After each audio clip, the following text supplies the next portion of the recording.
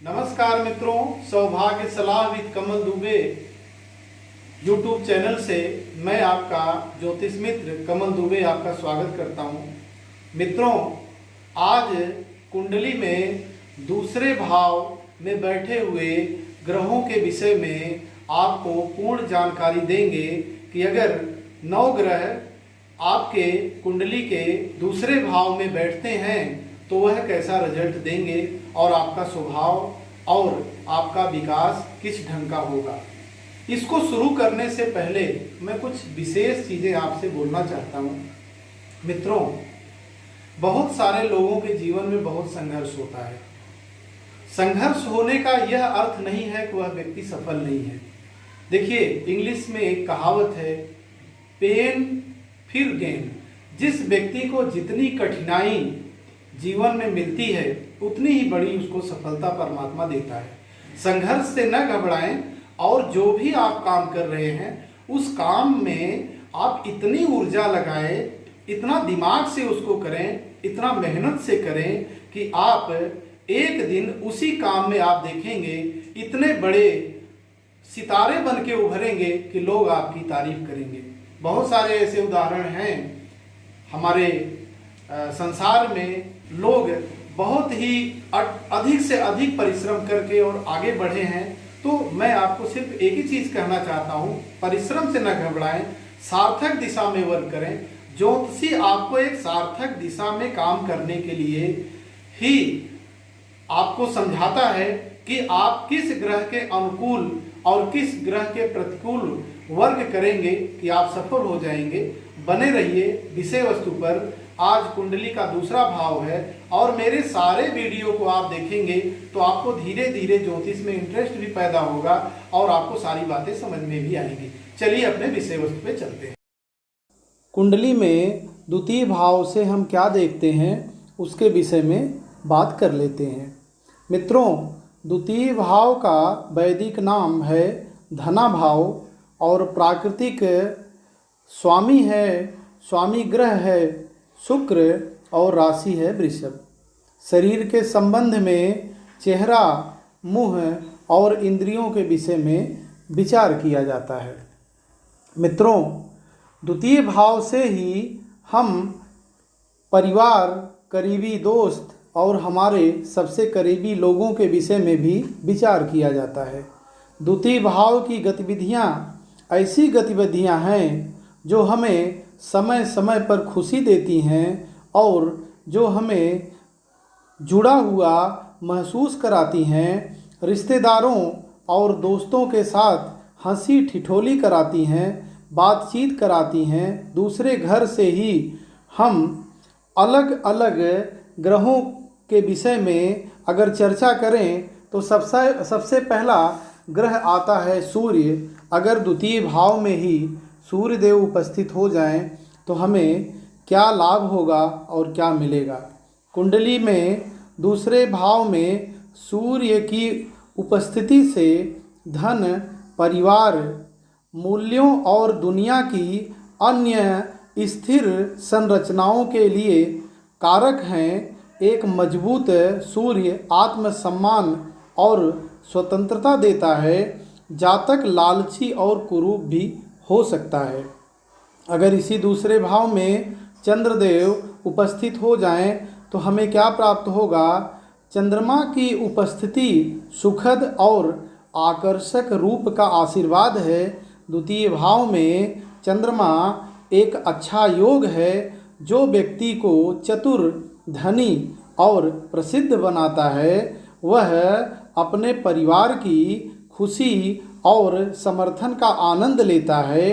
अगर पीड़ित चंद्रमा हो जाएं तो कभी कभी व्यक्ति को गलत ढंग से या गैर कानूनी ढंग से पैसा कमाने के लिए भी प्रेरित करता है।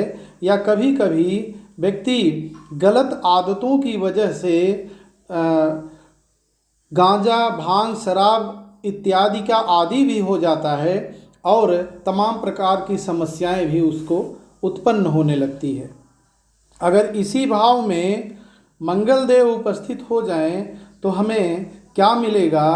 अगर द्वितीय भाव में मंगल देव स्थित हो जाएं तो जातक को बहुत आत्मविश्वासी, महत्वाकांक्षी और स्वतंत्र बनाएंगे, साथ में धनवान भी बनाएंगे। निष्पक्ष और कठिन परिश्रम से धन कमाने पर ध्यान केंद्रित करेंगे और मंगल अगर अरिष्ट हो जाएं तो आक्रामक रवैया भी आप अपनाने लग जाएंगे। इसलिए अगर मंगल शुभ हैं तो द्वितीय भाव आपके लिए बहुत ही अच्छा रहेगा। अगर इसी भाव में बुध देव बैठ जाते हैं तो आपका स्वभाव और आपको क्या लाभ मिलेगा। शुभ बुध आपको एक दयालु और सौम्य स्वभाव वाला व्यक्ति बना सकते हैं। आप बुद्धिमान और कुशल होंगे और घटनाओं के प्रबंधन और आयोजन में अच्छे होंगे। आप अपनी बुद्धि का उपयोग पैसा कमाने के लिए करेंगे और जीवन में प्रगति और सफलता प्राप्त करेंगे। यदि इस योग के दौरान बुध किसी भी अशुभ ग्रहों से प्रभावित हो जाएं तो आप सही निर्णय नहीं ले पाएंगे। अगर इसी भाव में गुरुदेव बृहस्पति बैठ जाएं तो जातक को क्या लाभ होगा। द्वितीय भाव में अगर बृहस्पति शुभ अवस्था में बैठ जाएं तो आपको एक अच्छा व्यवसायी बना सकते हैं। इस ग्रह की शुभता की वजह से आपको धन, सुख, मान, सम्मान बहुत ही आसानी से मिल जाएगा और आप एक श्रेष्ठ व्यवसायी भी हो जाएंगे। यदि बृहस्पति दूसरे घर में पीड़ित हो जाएं तो आपको वित्तीय समस्याओं के साथ साथ शैक्षिक मार्ग में बाधाओं का भी सामना करना पड़ सकता है। आप स्वार्थी और आत्म केंद्रित हो सकते हैं। मित्रों, अगर इसी घर में शुक्र देव विराजमान हो जाएं तो आपको क्या मिलने वाला है। द्वितीय भाव में शुक्र आसानी से धन, समर्थन और जातक के लिए आराम का संकेत देते हैं। आप अपने धन और समाज में मान और प्रतिष्ठा बढ़ाने में सक्षम हो जाएंगे। आप व्यवसायों के माध्यम से लाभ कमाने वाले हो जाएं। जब शुक्र इस घर में पीड़ित हो जाएं तो आपको अनावश्यक चीज़ों पर अत्यधिक खर्च करने वाले बना देंगे और कभी कभी आपको परेशानी में भी डाल देंगे।